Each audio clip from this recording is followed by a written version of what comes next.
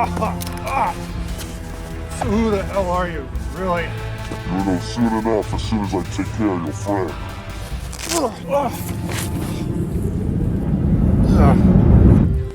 The guy kicked my ass over a month ago, and this is all I can get out of him. A fucking piece of Velcro to something that belongs to him, but I just don't know what.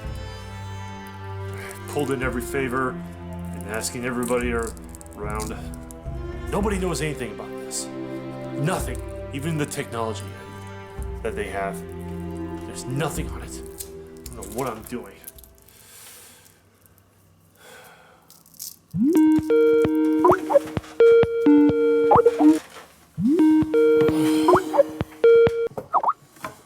Hello? Hey there, Magnetrix. It's Ted. Ted Femrite from Super Academy. Oh, right. Oh, shit. Sorry about that, man. I've been a little busy for the past month or so. It's alright. So, how do we do this? Do what exactly? The crossover that you wanted to do with me for Super Academy Season 1? Oh, right, of course. Why don't you start things off by telling these fine watchers on YouTube what your series is all about while I, clean myself up a bit and prepare my list of my script.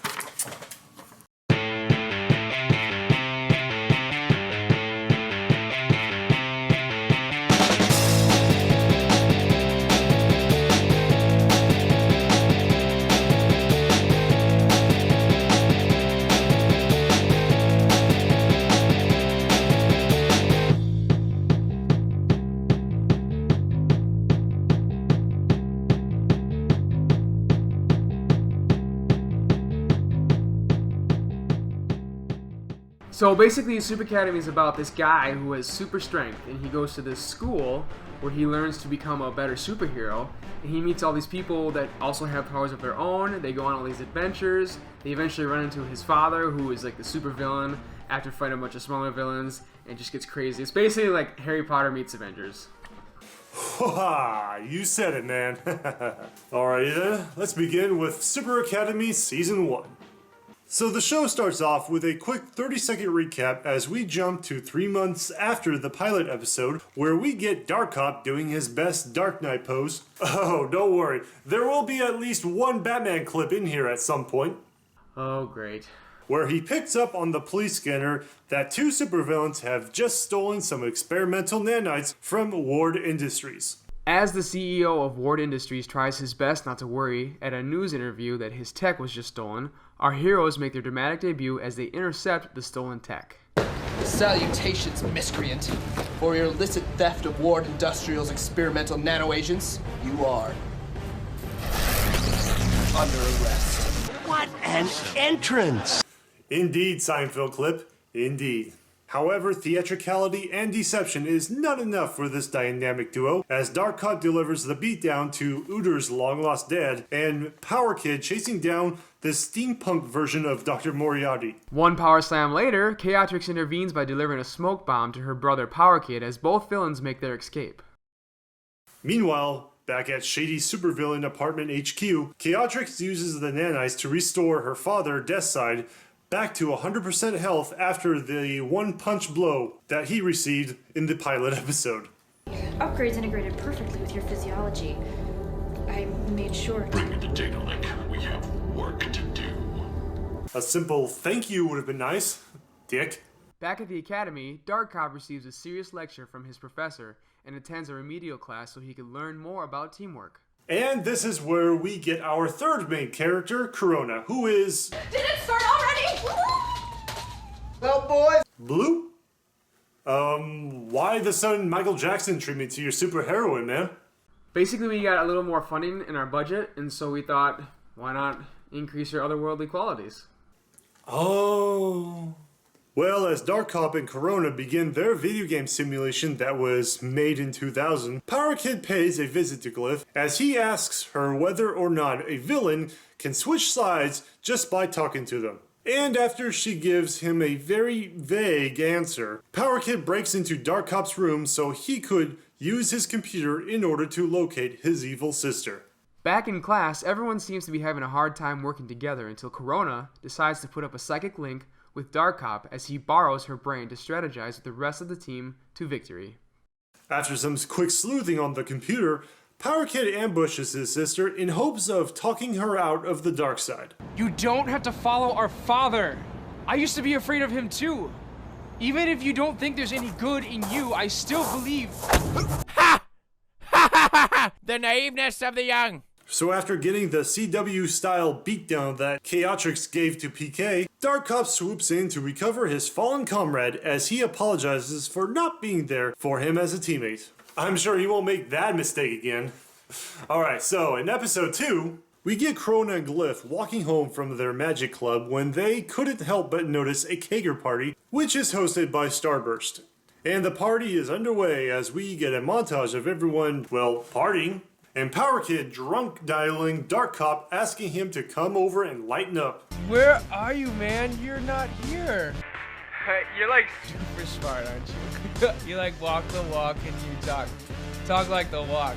But I'm wearing my red sweater. Don't you want to have fun? Don't you like us? And I love you, man. As a new day arises, Corona starts things off by attending every club that she signed up for. Which gives us another montage. Wow, it seems like either somebody liked to pad this episode out, or they just wanted to crank the montage machine up to 11. Montage machine? Oh man, you ever heard about the montage machine? Oh, this is so great. Alright, this is a neat little device that came out recently where you get your little box right here and you push the button. Montage machine. You press the button and you get a montage. You do realize it's just a wooden box with paper poorly covering it. It is? God damn it. Those NorCali sellouts screwed me again. Well, it turns out that attending one too many clubs can surely have an effect on your classwork, as Corona is pretty much drained at this point. Glyph advises her that she should prioritize her schedule a little bit better. One of her fellow classmates suggests that she should drink a few energy drinks which will re-energize her body and mind. I think it'll help. Drink it, and you'll have the strength of a beast. Holy crap, it seems like the years on Nacho Libre hasn't been too kind for him. And after montage number 3 of a now revitalized Corona, Power Kid and Dark Cop become concerned of her well-being as she is more hyperactive than a 10-year-old just downing a mountain of energy drinks. Which I guess is the same amount that Corona had within the last 24 hours, so pretty much it evened things out. Glyph and PK try to talk Corona into cutting back, but their very presence upsets her telekinetic mojo due to the massive amount of saturated chemicals in her system. This makes her body begin to crash, but Corona can't let that happen. Need more.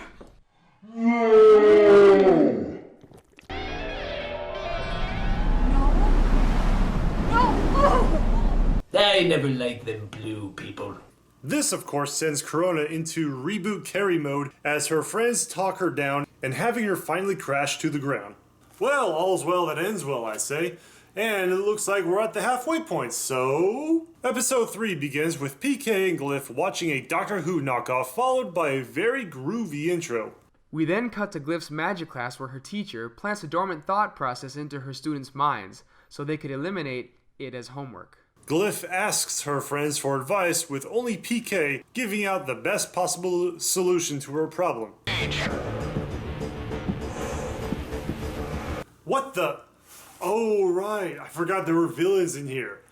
And from the looks of it, looks like they're killing guards, stealing more stuff, wreaking more havoc, and... Oh, never mind that.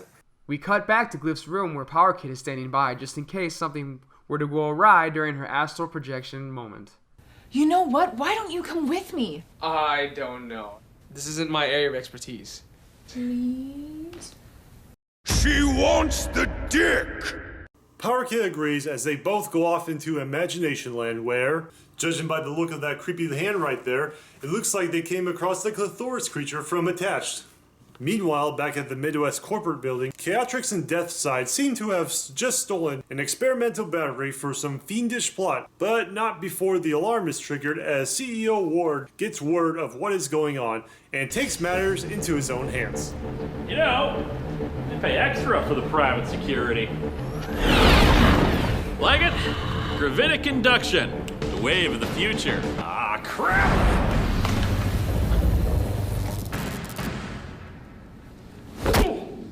Perhaps he should try a magical gun sometime. I hear those can do great wonders for certain people. You know, people who review stuff as well online. See where I'm getting at? Meanwhile, Glyph and PK come across astral projections of people that they know, which is their self-doubt in their conscious minds. You have a terrible BMI.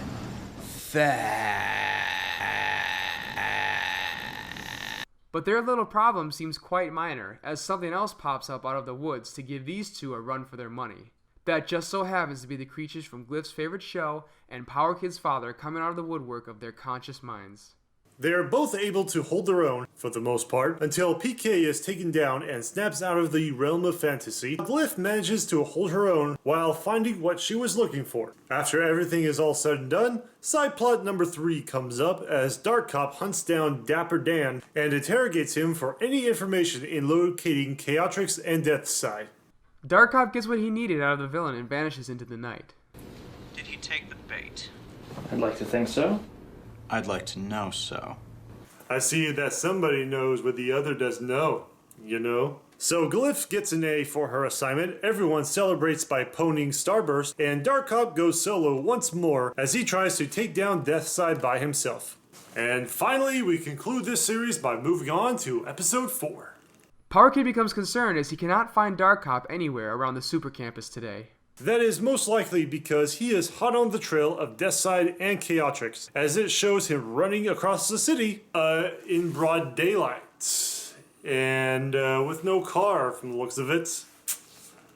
Maybe the Dark Cop mobile is in the shop this week. This team sucks! He infiltrates their warehouse to discover that the tech the dastardly villains have stolen previously is being used as some sort of doomsday weapon. Which gives DC the opportunity to slow down their progress by severing their internet connection.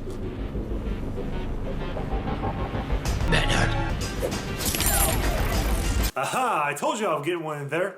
This makes Deathside very angry as he dishes out some... Oh, I felt that one. Okay, so Dark Cop manages to smoke bomb his way to cover and telepathically signals Corona for backup. With some quick thinking from Glyph creating a teleportation spell. Magic. Of course. What was that? What? Oh, nothing. You were saying? A teleportation spell which sends them all to Dark Cop's location where we get our final showdown. As Dark Cop and Corona head to deactivate the bomb, Glyph holds Chaotrix at bay, while Power Kid hashes it out fist to fist with his dear old dad. However, it would appear that not everything is working out, as Power Kid takes on his sister after Glyph gets KO'd, and Deathside has the upper hand taking down both Corona and Dark Cop again. You should have never come to our town. Glyph regains consciousness and uses a magic spell freezing Chaotrix in place, as the two now deal with aiding their friends. Power Kid and Deathside go for round 3, and this time the gloves are really off as PK goes full-on Conor McGregor on his ass as he finally lets loose and finishes him off by ripping the life support out of his chest. So the day is won as not only did they stop Deathside, but their plans for blowing up stuff has come to a screeching halt. Later that day, Power Kid goes to see Dark Cop and asks him why he went alone. Because I am expendable. You are my family. And you're not expendable. Oh, that's some straight up bromance right there. So with that out of the way, CEO Ward gets his glow-in-the-dark battery back, Chaotrix throws a hissy fit for losing, Team SA celebrates their victory in the cafeteria, and thus ends Season 1 of Super Academy. And all I can say about this is, wow. It's surprising what, with a little determination and a successful Kickstarter campaign, can do for a bunch of amateur filmmakers. The overall look, style, and feel of this series flows quite well from beginning to end. I honestly got hooked on pretty quickly with these main characters, along with their trials and tribulations that they go through as everything leads up to the big finale as a team. I was also impressed that with each episode, it mainly focused on one of the 4 superheroes that were in here. Now, as great as it is, Ted, I will have to say I had a few slight issues with it. Uh-oh. Hear me out, big guy. I kind of wish I wanted to see a little bit more on the villain side of things, because out of everyone in here, they kind of showed those characters the very least. And you didn't know what they were doing up until the very last episode, which didn't have a lot of build up for them if you ask me. But in the end, when everything is all said and done, I still give Season 1 of Super Academy a solid 4 out of 5. That's a relief. With that said, I say this has been a pretty good crossover. Thank you again, Mr. Ted Femrite, for coming on to my show. And now that we got that out of the way, I was wondering if you could put in a good word to your buddies out there to see if I could, I don't know, maybe possibly be a one-off character in Season 2 that you guys are working on? Come on. Yeah, about that. I only did this for the free PR, so bye. Well, you win some, you lose some. My name is Magnetrix, and I'll see you all next time on the Boob Tube.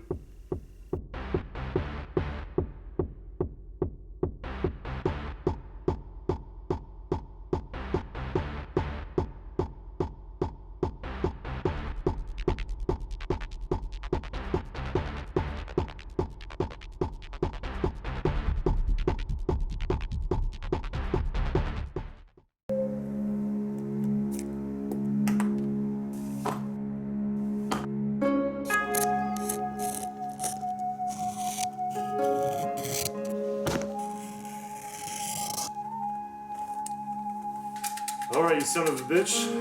Let's see if you can hide from the supernatural.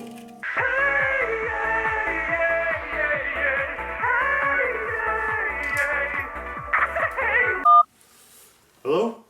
I understand you've been dragging my name through the dirt, John. Kenna, is that you? Look, I told you your short film Loose Ends wasn't that great. Sure, you're a decent actor and everything else, but to be honest with you, you just really suck at making films. Wait a second. Your voice seems a little less raspy than hers. Who is this? Perhaps the intricacies of my plan were not for your eyes, John. Oh, Death Side. Well, you know, that's actually one of the benefits about being a watcher, man. The great internet gods that be can let you view whatever they want you to view, you know? Vermin will address me by my full title. Yeah, your title doesn't really mean jack over here, especially when you conquer nothing more than a warehouse and an apartment that you rent out. Do not tempt my ire again, or I will delight in tearing your head from your body. Yeah, you know what else you can sever from my body? These nuts. Got him. Got him. Oh, that was mildly amusing. Alright, let's get back to the other bad guy.